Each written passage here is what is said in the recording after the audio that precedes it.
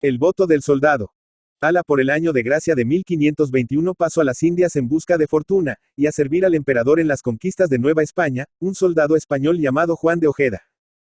Y Reis Juan de Ojeda, un mocetón en la flor de la edad, extremeño de nacimiento, y tan osado y valeroso como perverso y descreído, y tan descreído y perverso como murmurador y maldiciente. Pusiéronle por mote sus compañeros Barrabás tanto por lo avieso de su condición como para distinguirle de un Ojeda a quien, el bueno, le llamaban por sus costumbres irreprochables, y de otro que llamaban, el galanteador, porque andaba siempre en pos de las muchachas de los caciques y señores de la tierra. Tuvóle Hernán Cortés gran afecto por su valor y por la presteza y diligencia con que todas las comisiones y trabajos del servicio desempeñaba. Pero mejor que los compañeros de Ojeda, conoce a sus malas cualidades, y a esto debido, ni le dio nunca mando que importar pudiera, ni guarda le confio de prisioneros a quienes se atreviera a sacrificar o a poner en libertad a cambio de algunos cañones de pluma llenos de polvo de oro, moneda supletoria bien usada en aquellos días.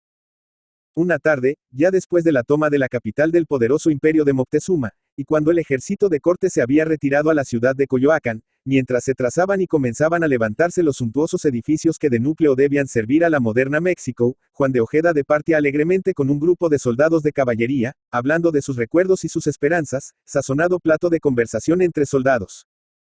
Como palabra saca palabra, según dice el proloquio vulgar, hubo de llegarse en el giro de aquella plática a referir que algunos de los soldados conquistadores, sin duda arrepentidos de algo que sobre su conciencia pesaba, y en desagravio de sus pecados, habían tomado el hábito de religiosos, y vida hacían de misioneros tan ejemplar como escandalosa había sido la que llevaron de soldados. Ocurriósele entonces a alguno de los presentes decir que Barrabás tendría que parar en fraile por lo mismo que, siendo soldado, había parado en diablo. Rióse Barrabás alegremente de la ocurrencia y tomando enseguida un aire solemne, dijo a sus compañeros: por la salvación de mi alma, yo prometo meterme de fraile el día que mi caballo sea Dios. Parecióles a los otros que aquello era una blasfemia, y temerosos de los castigos que Cortés impone a sus soldados en casos semejantes, fuéronse escurriendo uno en pos de otro, dejando a Barrabás que repetía burlonamente: el día que mi caballo sea Dios.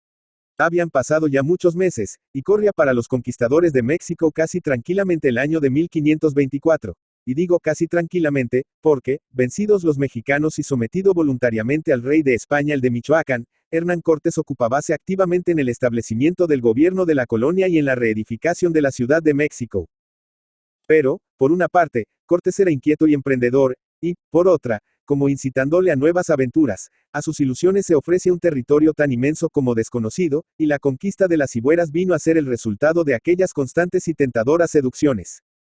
Organizó Cortés su expedición, y salió de México, rumbo al oriente, en demanda de nuevos reinos que ofrecer, como tributarios o como vasallos, al emperador Carlos V, y formando parte de aquella expedición salió, siguiendo a su caudillo, el famoso entre sus compañeros, Juan de Ojeda, jinete en aquel caballo cuya apoteosis esperaba, para cambiar él por la armadura del soldado el tosco sayal de los religiosos.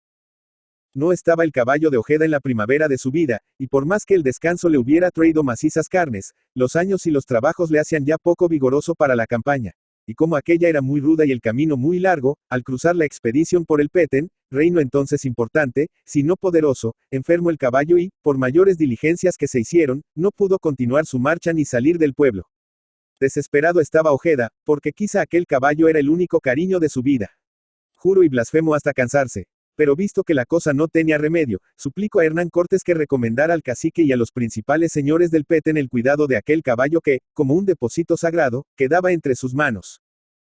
Tanto por la utilidad que prestaban entonces los pocos caballos con que contaba el ejército español, como por complacer a un soldado tan valiente como Ojeda, Cortés, por medio de sus intérpretes o nahuatlatos, como allí se llamaban, encareció, hasta con grandes amenazas, al cacique y a los que le acompañaban, el cuidado y las atenciones que debían tener con el viejo animal, refiriéndoles los grandes servicios que prestado había y la gran utilidad que de aquellas bestias se tenía en la guerra. Llegó el momento de la partida, y Ojeda emprendió la marcha, no sin haberse despedido del abandonado Rosín y sin haber echado por aquella boca todos los votos y juramentos que le inspiraba tan triste situación y las burlas de sus compañeros que, descaradamente, lo atribuyan a la blasfemia de haber querido hacer un dios de su caballo. Los sencillos itzáes, que así se nombraban los naturales de aquella tierra, se encontraron en el mayor embarazo para cumplir las indicaciones del conquistador y dejarlo complacido a la hora de su vuelta. Porque, no conociendo qué clase de huésped era el que había quedado allí, no encontraban medio de tratarlo como ellos deseaban. Pero, en fin, Les ocurrió alojar el caballo en la mejor de las casas de la población y ofrecerle abundante comida de conejos, gallinas y aves sazonadas cuidadosamente al estilo del país, y grandes jarros con una bebida regional que los españoles llamaban pitarrilla. No por la natural tristeza de encontrarse tan abandonado entre gente extraña, ni por falta de apetito tampoco, dejó el caballo de aprovechar la espléndida hospitalidad de los indios, pero por causas que los sabios explicarían fácilmente, no llegó a probar bocado y murió de hambre a poco tiempo. No podría describirse la consternación de los indígenas cuando por el pueblo circuló la terrible noticia de que el huésped había expirado. ¿Qué contestar a Cortés? ¿Cómo librarse de su enojo? ¿Cómo presentarse siquiera a su vista después de aquello, que él podría considerar como el resultado de un gran crimen? Convocóse una numerosa asamblea para discutir el partido que debía adoptarse en tan críticas circunstancias. Y después de varias opiniones emitidas con timidez al principio y con gran energía en el curso de aquella discusión, a propuesta de los más sabios del pueblo vinieron todos a convenir en que lo más acertado era hacer una imagen del caballo en mampostería y colocarlo entre los dioses del pueblo, para que a su vuelta Cortés pudiera ver que, si el huésped había fallecido, el pueblo le había colocado en el número de sus dioses. Así se hizo, y en el idioma de aquel pueblo conocíase el nuevo dios con el nombre de Isimin, Chac, que significa animal del trueno, sin duda porque los indios creían que el caballo era el que producía el estampido de las armas de fuego que disparaban los jinetes. Contábase luego que Juan de Ojeda, al recibir la noticia de aquellos acontecimientos, tomó el hábito de San Francisco, y fue en su vejez espejo de misioneros. Casi un siglo después, por el año de 1618, dos misioneros franciscanos, Fray Juan de Orbita y Fray Bartolomé de Fuensalida, llegaron a Petén, hasta entonces no convertido al cristianismo, y encontraron objeto de la mayor veneración la mal formada estatua del caballo. El padre Orbita, en presencia de aquello, no pudo contener su indignación, y, levantando en la mano una piedra que había arrancado del templo, montó sobre el caballo y lo hizo pedazos a fuerza de golpes. Los naturales de la tierra huyeron, espantados de aquella profanación, gritando mueras al extranjero. Vicente Riva Palacio. Vicente Florencio Carlos Riva Palacio Guerrero, Ciudad de México. 16 de octubre de 1832 Madrid, España. 22 de noviembre de 1896, fue un político, militar, jurista y escritor mexicano. Periodista exitoso con una señalada y personal actitud crítica y satírica, misma que quedara marcada en periódicos como La Orquesta y El Aguizote. Riva Palacio participa como un activo literato mexicano en los tiempos de entreguerras. El género que más le sonríe siempre en popularidad es la novela. Realiza la mayoría de su obra novelesca entre 1868 y 1870. Tuvo a su disposición la mayoría de los archivos de la Santa Inquisición, lo que le brinda una grandísima cantidad de información que plasma en sus novelas de tema colonial. Solo una de sus novelas, Calvario y Tabor, es de toque militar. Junto con Juana Mateos coescribe zarzuelas y sketches teatrales satirizando la política mexicana. En 1870, junto con Juana Mateos, Rafael Martínez de la Torre y Manuel Paino publica el Libro Rojo, un breviario de la violencia dentro de la historia nacional mexicana.